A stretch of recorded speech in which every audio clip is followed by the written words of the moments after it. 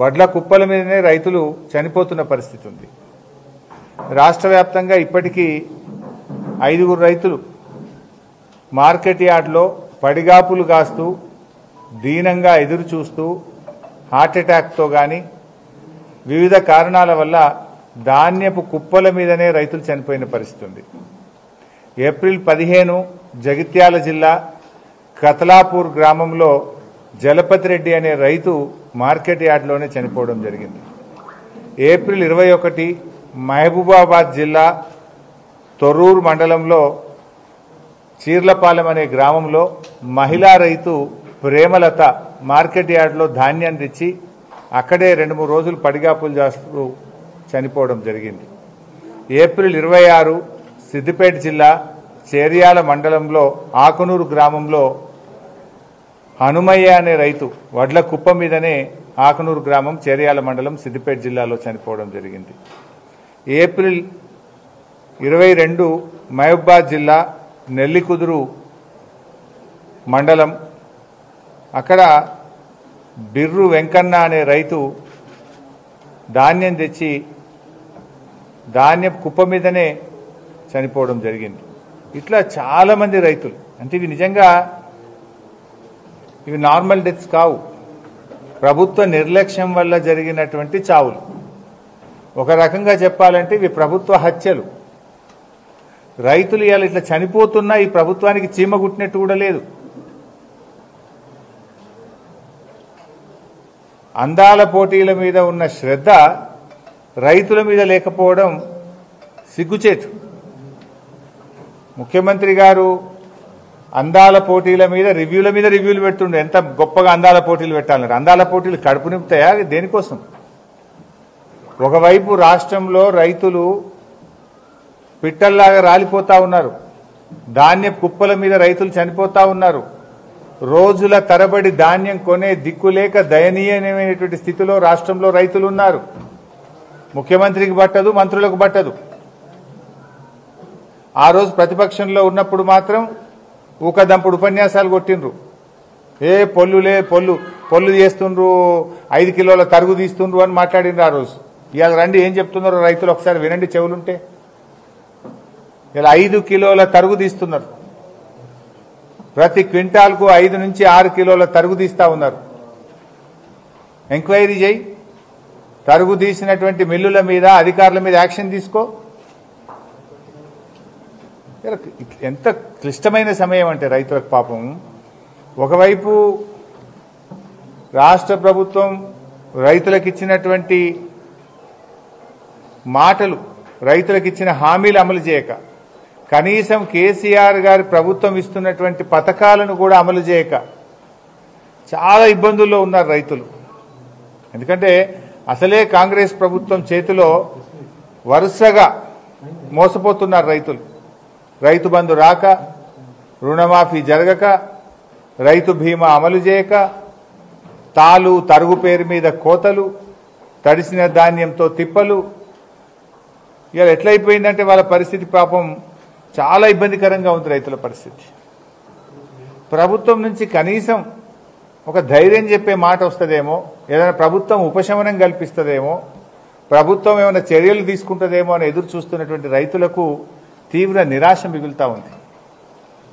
ఏదన్నా ప్రకృతి వైపరీత్యం జరిగితే ముఖ్యమంత్రో, రెవెన్యూ మంత్రో, వ్యవసాయ మంత్రో స్పందిస్తారు. ధైర్యంగా ఉండండి, మేము కొంటాం, తడిసిన వడ్లు కొంటాం, లేదా పంట పొలాలు ఎక్కడైతే నష్టం జరిగిందో ఇన్పుట్ సబ్సిడీ కింద 10 రోజుల కింద సాయం చేస్తాం, ఫ్రీగా విత్తనాలు ఇస్తాం, ఏదైనా ధైర్యం చెప్పాలి. ఈ ప్రభుత్వం కనీసం రైతులకు మాట ఆత్మవిశ్వాసం కల్పించలేకపోతా ఉంది, ధైర్యం కూడా చెప్పలేకపోతా ఉంది. అది ఏందో ఏమో ఆ రేవంత్ రెడ్డి గారు ఆ దేవుళ్ళ మీద ఒట్లు పెట్టి మాట తప్పినట్టున్నాడు.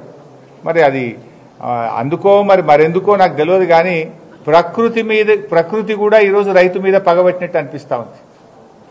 ఈ పుణ్యాత్ముడు ఏడ కనబడితే ఏ ఊరికి పోతే ఆ దేవుని మీద ఒట్టు పెట్టి 15 ఆగస్టు కల్లా రుణమాఫీ చేస్తా అని మాట్లాడి మాట తప్పిండు.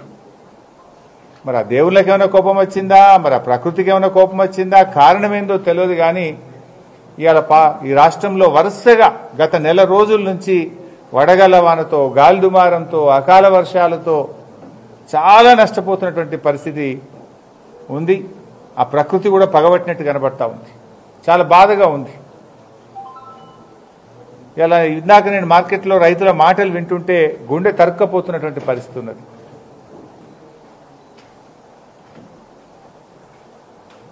ఇవాళ కొంతమంది రైతులు కలిస్తే 6 కిలోలు 5 కిలోలు తరుగు తీస్తుందని, టార్పలిన్ కవర్లు లేవని, ప్యాడీ క్లీనర్లు సరిపడా లేవని, లారీలు రావడం లేదని సమస్యలు ఏకరువు పెడతా ఉన్నారు. ఇంతకంటే ప్రభుత్వానికి ప్రాధాన్యత ఏంది అని అడుగుతా ఉన్నా. గొప్పలు చెప్తున్నారు, ఓ ఇంత పంట పండింది, దేశంలో అత్యధిక పంట పండింది అని చెప్తున్నారు. గొప్పలు చెప్పుడు సరే, ఆ రైతుల తిప్పలు పట్టించుకోండి. ఆ రైతులకు కేసీఆర్ వచ్చినాకనే 24 గంటల కరెంట్ వస్తే, రైతు బంద్ వస్తే, మిషన్ కాకతీయ వస్తే, రైతు బీమా వస్తే, ప్రాజెక్టులు కడితే, నీళ్లు వస్తే ఇవాళ ఇంత పంట పండింది. అదేదో మీ గొప్పలుగా చెప్పుకుంటున్నారు. సరే, గొప్పలు చెప్పుకున్నారు, అది రైతులకు తెలుసు. ఆ కృషి ఎవరిది, ఆ పంట వెనుక ఉన్న కష్టం ఎవరిదో రైతులకు తెలుసు. కనీసం పండిన పంట కొనే దిక్కు లేదు. నీళ్లు లేక రాష్ట్రంలో పంటలు ఎండిపోయినాయి. జనగామ జిల్లాలో, అటు ఖమ్మంలో, ఇటు నల్లగొండలో, ఇటు కరీంనగర్లో నీళ్లు ఇయ్యక ఈ ప్రభుత్వం పంటలు ఎండగొట్టింది. సరి అయిన కరెంట్ ఇయ్యక మోటార్లు గాలిపోయి పంటలు ఎండగొట్టింది. ఆరుగాలం కష్టపడి పండించిన పంటను కొనే పరిస్థితులకు ఇట్లా కూడా రైతులు తిప్పలు పెడతా ఉన్నారు. ఎక్కడ మీరు నా రైతు బంధువు ఇవ్వకపోతివి, నీళ్లు చక్కగా ఇవ్వపోతివి, క్వాలిటీ కరెంట్ ఇయ్యక మోటార్లు గాలబెట్టి అట్లా తిప్పలు పెడతీవి, పండిన పంట కూడా కొనక ఇట్లా తిప్పలు పెట్టబడుతుంది. ఏంది తిప్పలేంది రైతులకు నీ ప్రభుత్వంలో? ఒక్కటన్నా నువ్వు చేసినవా? రుణమాఫీ అంటివి, చారణ మందం అయింది గంతే రుణమాఫీ. ఇలా ఊర్లలో ఫ్లెక్సీలు పెడుతుండ్రు, రుణమాఫీ అయినా రైతుల ఫ్లెక్సీలు పెడుతుండ్రు, కానోళ్ళు కూడా పెట్టుండ్రు. మరి 2 పెట్టుండ్రి. దాదాపు 40-50 కోట్లు ఖర్చు పెట్టి ఫ్లెక్సీలు పెట్టి నీ బొమ్మలు వేసుకుంటున్నావు కదా రుణమాఫీ అయిందని. మరి ఆ ఊళ్ళో రుణమాఫీ కానటువంటి రైతుల పేర్లు కూడా లిస్టు పెట్టరా? మరి నువ్వు అది ఎవరన్నా పెట్టంగా ఆపుతుర్రా? చారణ మందికి చేసి రుణమాఫీ అయిపోయిందని ఊర్లలో లిస్టు పెట్టి ప్రచారం చేసుకుంటున్నావు, నీ బొమ్మలు వేసుకుంటున్నావు రేవంత్ రెడ్డి గారు. అదే గ్రామ పంచాయతీ దగ్గర కానటువంటి రైతుల ఫ్లెక్సీలు కూడా పెట్టండి. ఆ ఊర్లో ఇంకెంతమందికి రైతు బంధు రాలేదు, రుణమాఫీ కాలేదో ఫ్లెక్సీలు పెట్టండి. వానకాలం రైతు బంధు ఇయ్యలేదు కదా, ఆ ఫ్లెక్సీ కూడా కట్టు. యాసంగిలో కేవలం 1 వంతు ఇచ్చినావు, 2 వంతులు రైతు బంధు ఎగ్గొట్టినావు, ఆ ఫ్లెక్సీలు కూడా కట్టు. 3-4 వేలు ఇచ్చినా ఇంకో 4-5 వేలు ఎగ్గొట్టిన రైతు బంధు అని కూడా ఫ్లెక్సీ కట్టుకో. వానకాలం రైతు బంధు మొత్తానికి ఎగ్గొట్టినా అని ఫ్లెక్సీ కట్టు. ఇవెందుకో కట్టవు ఫ్లెక్సీలు. కరోనా ఉన్న కష్టకాలంలో కేసీఆర్ గారు క్రమం తప్పకుండా టైం మీద రైతు బంధు ఇచ్చిండు. ఏనాడు రైతు బంధు కేసీఆర్ జమానాలు ఆగలే. 11 విడతల్లో 83,000 కోట్ల రూపాయల రైతు బంధు ఇచ్చిండు కేసీఆర్ గారు. నీకు ఒక్కసారి కూడా ఇవ్వకపోతివి చక్కగా? ఒక్కసారి ఇచ్చినావా నీ గవర్నమెంట్ వచ్చినాక కరెక్ట్గా రైతు బంధు ఇయ్యవైతివి, రుణమాఫీ చేయవైతివి, వడ్లు కొనవైతివి, కరెంటు చక్కగా ఇయ్యవైతివి, నీళ్లు ఇయ్య శాతగాదాయ్. చేసింది ఏంది రైతుల కోసం? నీ వరంగల్ డిక్లరేషన్ ఏమైంది అని నేను అడుగుతా ఉన్నా.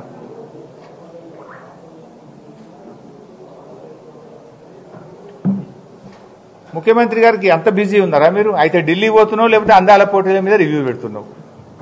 మొన్న 3 రోజులు ఢిల్లీ పోయేస్తేవి, ఇప్పటికి ఎక్కే విమానం దిగే విమానం అదే తప్ప రైతుల గురించి ఎన్నడూ ఆలోచించినావు నువ్వు? అందాల పోటీల మీద ఉన్న శ్రద్ధ అన్నదాతల అవస్థల మీద ఈ ప్రభుత్వానికి లేకుండా పోయింది. ఇవాళ మామిడి రైతులు చాలా నష్టపోయింది.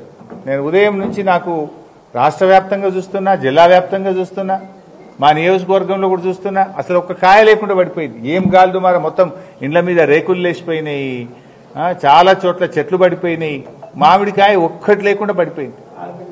ఇవాళ చాలా పరేషాన్ ఉన్నారు మామిడి రైతులు. ఏది హార్టికల్చర్ శాఖ ఏంది?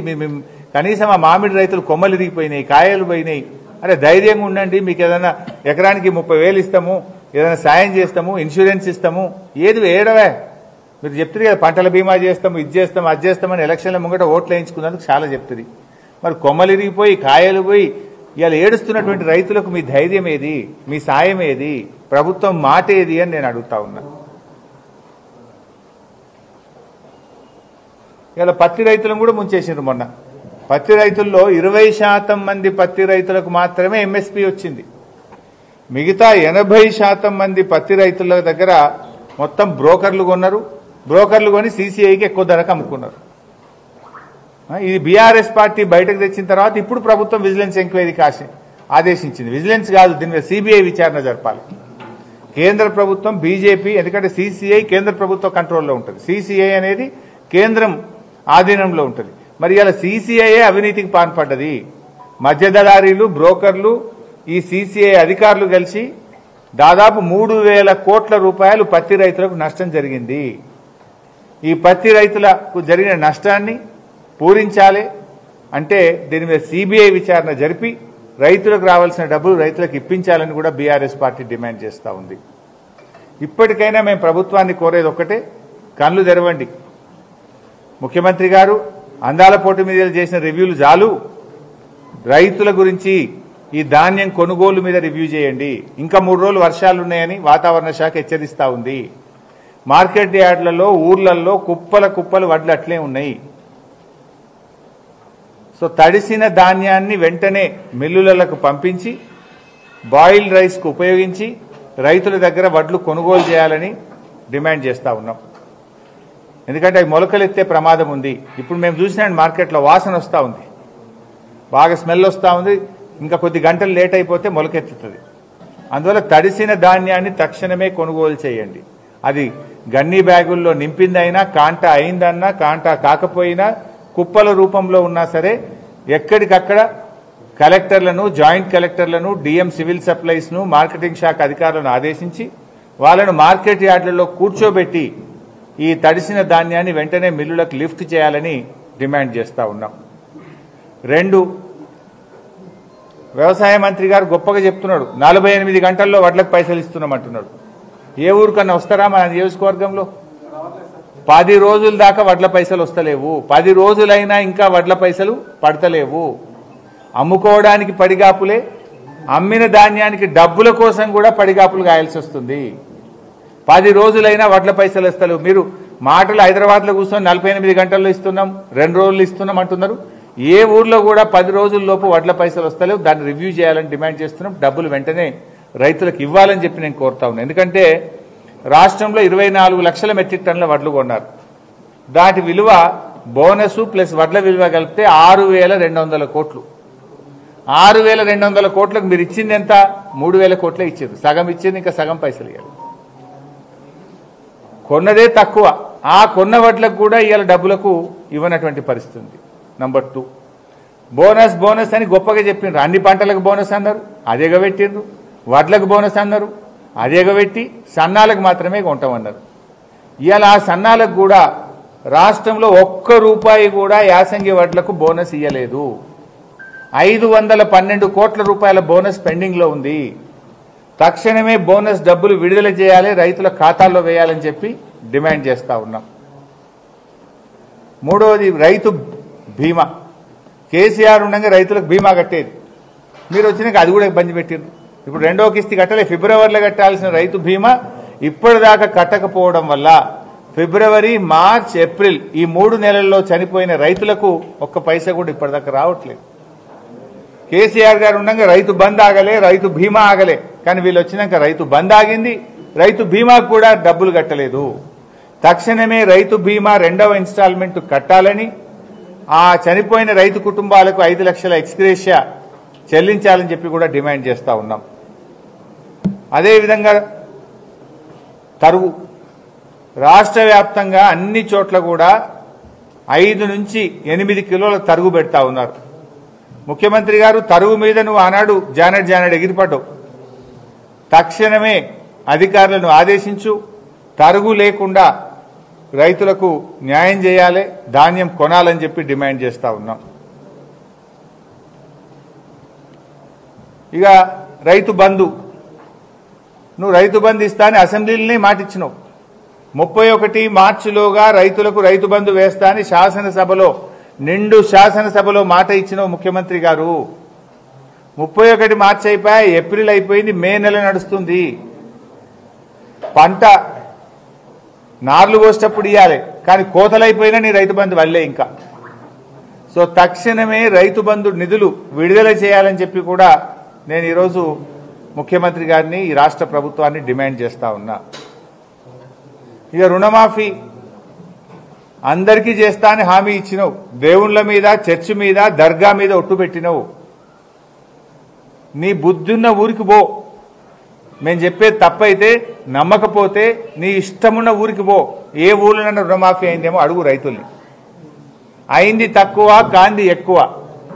దేవుడి మీద ప్రేమ ఉంటే నీకు, దేవుడి మీద నమ్మకం ఉంటే, చర్చ్ మీద నమ్మకం ఉంటే, నువ్వు ప్రమాణం చేసిన దర్గా మీద నీకు నమ్మకం ఉంటే, ఇచ్చిన మాట ప్రకారం, ఎన్నికల ముందు ప్రజలకిచ్చిన హామీ ప్రకారం రుణమాఫీ డబ్బులు మొత్తం విడుదల చేయాలని చెప్పి కూడా డిమాండ్ చేస్తా ఉన్నాం. మార్కెట్ యార్డులలో టార్పలిన్ కవర్లు లేక, ప్యాడీ క్లీనర్లు లేక రైతులు ఇబ్బంది పడుతున్నారు. అవసరమైన మేరకు, ఇప్పుడు 4 అవసరం ఉంటే ఒకటి ఇచ్చుడు కాదు కదా, అక్కడ వచ్చే క్వాంటిటీని బట్టి, అక్కడ ఉండే అవసరాన్ని బట్టి టార్పలిన్ కవర్లైనా, ప్యాడీ క్లీనర్లు వెంటనే ఏర్పాటు చేయండి. ఆర్టీఏ డిపార్ట్మెంట్ను ఆదేశించి ప్రతి ఎంవీఐని మార్కెట్ యార్డ్లో ఒకరిని కూర్చోబెట్టి అవసరమైన లారీలను వెంటనే తెప్పించే విధంగా జిల్లా కలెక్టర్లకు, ఆర్టీఏకు ఆదేశాలు ఇవ్వాలని కూడా ప్రభుత్వాన్ని డిమాండ్ చేస్తా ఉన్నాం. ఈ ప్రభుత్వానికి పరిపాలన చేతనైతే లేదు. వడ్లు కొనడం అంటే అన్ని ఆలోచించాలి కదా. మిల్లు టైఅప్ కానీ, ట్రాన్స్పోర్ట్ టైఅప్ కానీ, అవసరమైన ప్యాడీ క్లీనర్లు కానీ, టార్పలిన్స్ కానీ, అవసరమైన హమాలీ కానీ సమన్వయం చేయట్లేదు. ఎట్లయిపోయిందంటే గాల్లో దీపం లెక్క అయిపోయింది రాష్ట్రంలో పరిపాలన. గాల్లో దీపం లాగా అయిపోయింది మీ పాలన. పట్టింపు లేదు.